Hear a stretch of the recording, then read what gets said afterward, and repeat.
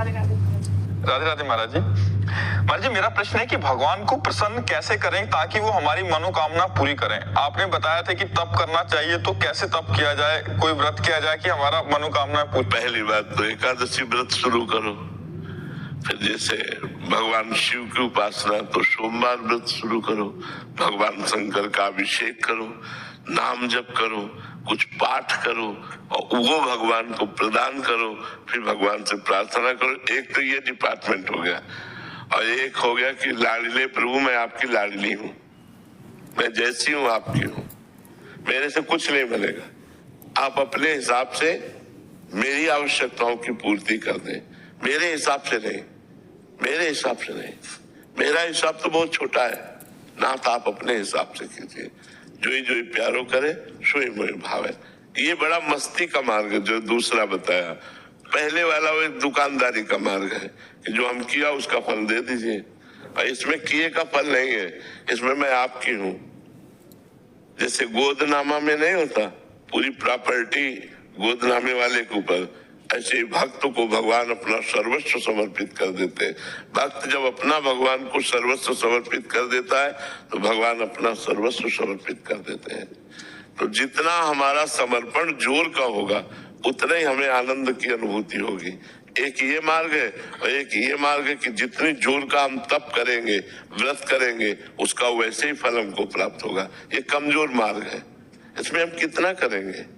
और ये मार्ग है कि सीधे भगवान अपना ऐश्वर्य, ज्ञान, वैराग्य, भक्ति, प्रेम जो चाहिए उसका खजाना खोल देते हैं और भक्त निहाल हो जाता है।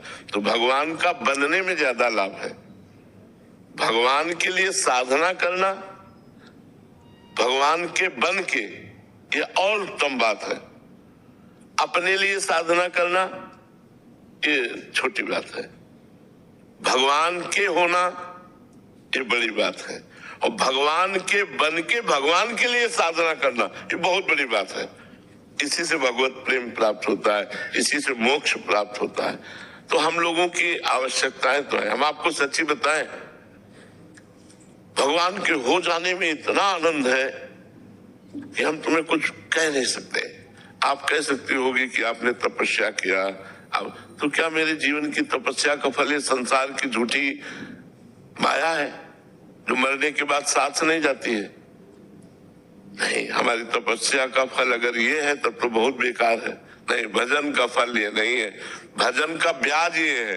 मूल फल तो भगवान का परमानंद प्राप्त होना, भगवान की प्राप्ति होना, दुखों से छूट जाना, सदा सदा के लिए दुखों से पिंड छूट जाना, ये भगवान के भजन का फल है। तो हमने 3 बातें बताई।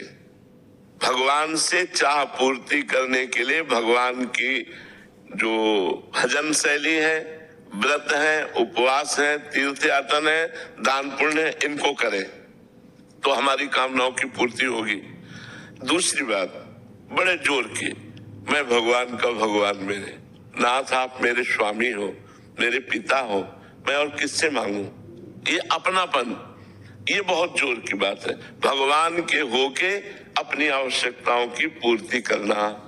तीसरी बात, भगवान के लिए, भगवान के होके भजन करना, ये बहुत जोर की बात हो गई। अब हमें चिंता नहीं आगे क्या होना है, आप खुद देखिए आपको आगे क्या करना है।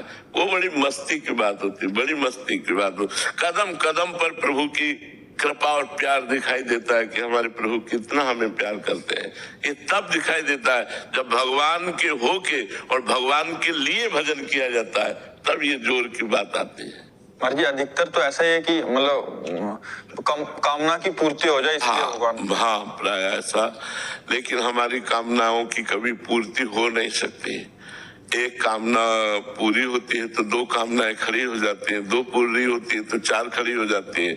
कामना ही पूरी शांत हो जाए वो भजन का फल होगा कि अब कोई कामना नहीं। जाहि न चाही कबहु कछु, तुम सन सहज सने बसहु निरंतर तासुर सो राउर निज के।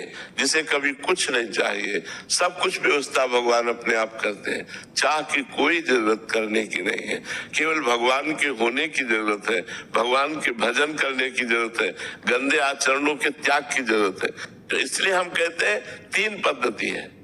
एक तो है करके भगवान से लेना, एक है हो के भगवान से लेना, और एक है लेने की इच्छा ही ना रखना, केवल भगवान के हो जाना। तो सब अपने आप हो जाता, सब अपने आप व्यवस्था हो जाती है। इसलिए हम कहते हैं भगवान के हो जाओ, भगवान के हो करके फिर देखो कैसा आनंद जीवन में है। कुछ नहीं करना, जैसे हो वैसे ही रहो।